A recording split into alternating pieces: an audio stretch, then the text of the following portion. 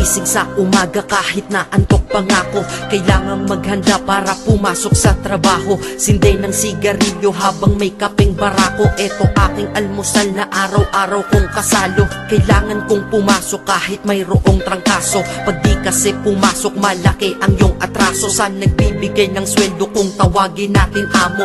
Kailangan doble kayod para amo ay maamo. Sa sobra mong trabaho parang ang sama-sama mo. Sa iyong anak na di mo na laging maasikaso.